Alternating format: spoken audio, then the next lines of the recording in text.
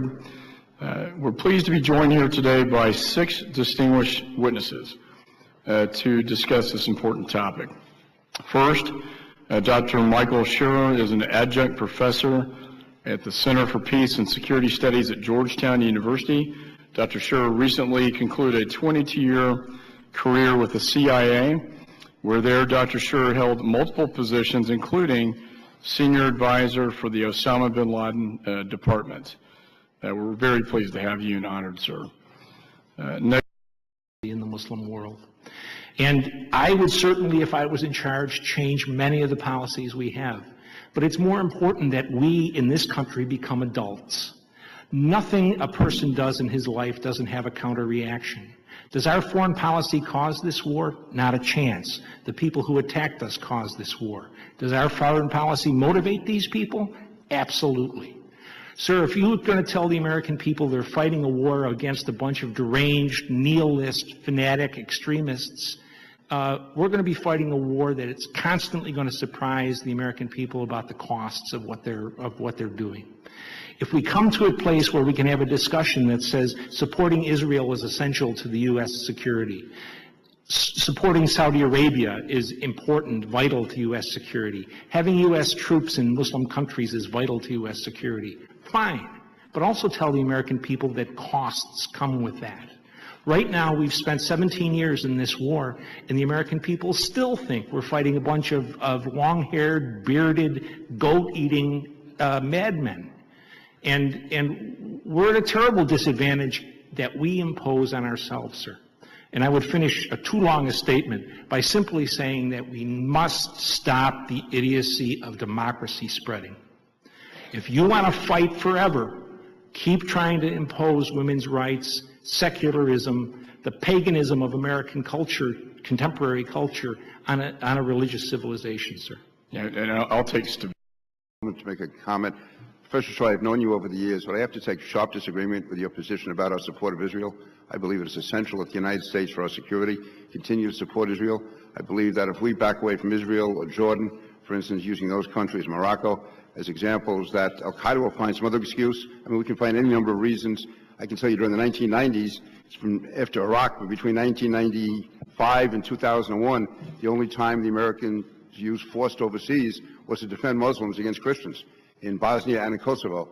And yet the response by Al-Qaeda to that was to attack us on September 11th. So I think we make a mistake if we think we can somehow appease Al-Qaeda by taking away whatever they're... Not at all a matter of appeasement, Mr. King, at all. If it was up to me, I'd dump the Israelis tomorrow. I know you would. I know. But all I worry about is the continuing preaching of American politicians to the American people that our relationship with the Israelis doesn't cause us to have dead Americans and extraordinary expenses in fighting the Muslim world. I would just say we would have more dead Americans if we didn't stand by our allies in the Middle East. Well, we'd just be encouraging Al-Qaeda to take advantage of us. I think that... Our allies in the Middle East are mostly totalitarians, sir, and they have been for 50 years. There are not that many good people in the world. The fact is you have to work with those who work with us. And if I had the choice between dealing with the Israelis and Al-Qaeda, I work with Israel. If I had the choice between dealing with Jordan or Al-Qaeda, I deal with Jordan.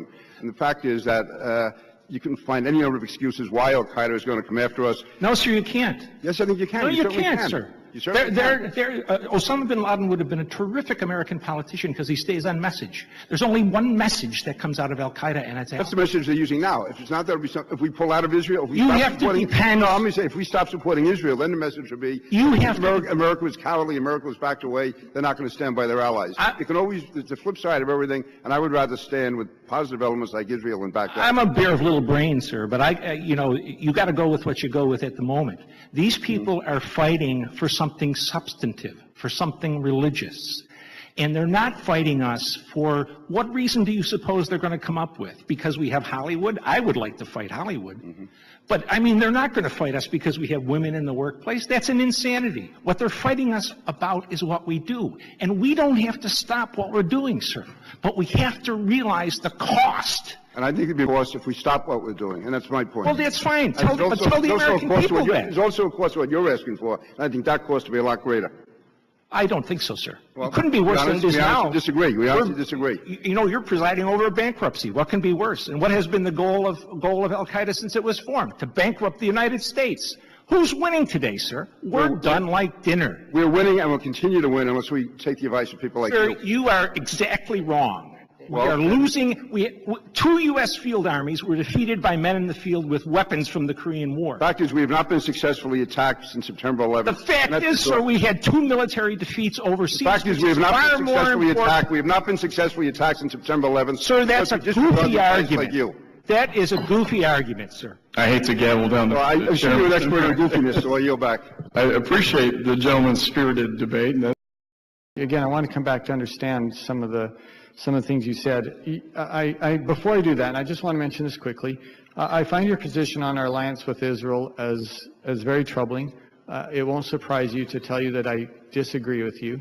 And you spent 17 years, is that right, or something like that, as a CIA analyst? Over 20, sir. Okay, over 20. Not as an analyst. I ran operations, sir. Okay. Are there, would you say there's a large number of CIA analysts or employees who agree with your position? I wouldn't dare to speak for anybody but myself, sir. Well, only a fool would know that our relationship with Israel causes us war with Muslims. Well, my question is fairly simple. I Yes, mean, sir. you worked with hundreds of employees. Yes, sir. You I certainly didn't work with any fools, sir. You certainly had conversations with many of them. I'm asking for your opinion of, are there a large number who agree with you on this? I'm not a McCarthyite, sir. I'm not going to say anything about that to you, sir. Okay, well, I'm going to take that as non-responsive because it's a fairly simple question, and I don't think Fairly none of your business about what my conversations with other people are about, sir. I'm not asking for specifics of those conversations. I'm asking for your opinion of your experience, where there are a large number that agreed with you. That's a fairly simple question, hardly intrusive. Very intrusive from my perspective, sir. Well, okay, well, you can have your perspective. Thank and you, I think others can evaluate whether you're being agreeable or disagreeable. I'm being disagreeable on this because Yes, it's none you of your certainly business, are. sir. Yes, sir. Yes, sir. Now let me move on then. I would like you to explain very quickly, if you can, what you think the primary motivators are for Islamic jihadism. First, our support for the Israelis. Okay, that's your Second, number. That's your. No, there are 6. Okay, put them in order if you could. Our support for tyranny for over 50 years in the Muslim world. Okay. As a trigger, our presence on the Arab Peninsula. Third, I would put the Israelis rising. Fourth, our ability for a long time to get oil at prices that were very much below the market level. Fifth, our presence, military presence in other countries in the Muslim world. And sixth, our abiding willingness to identify as terrorist any Muslim population that one of our allies dislikes, whether it's the Russians or the Chinese. Okay, Those 6 things, sir. I appreciate that. And let me say, and then I'm going to move on to other witnesses. I was an Air Force officer for 14 years. I have spent significant time with many people from that region, and it is astounding to me that you don't put in the top 6 what I know to be true. And that is they are motivated, many of them are motivated by their absolute hatred of the United States and what we represent, whether it's freedom, whether it's democracy, whether it's women's rights. There are many of them who are absolutely motivated by that. I know that. I have talked with them. They hate them, sir. And I can't imagine that you would not put that in some They're not going to die for that, sir. Oh, they absolutely have. They have not, sir. Well, this war is not, it wouldn't have anything we have in this Professor, country. you are turning a blind eye to history for you to say that they will Bullshit, not die sir. for You that. don't need to call me professor either. You should call me Mike.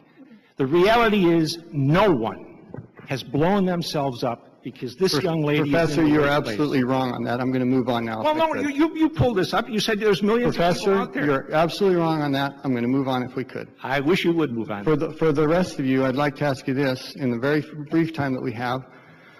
Looking at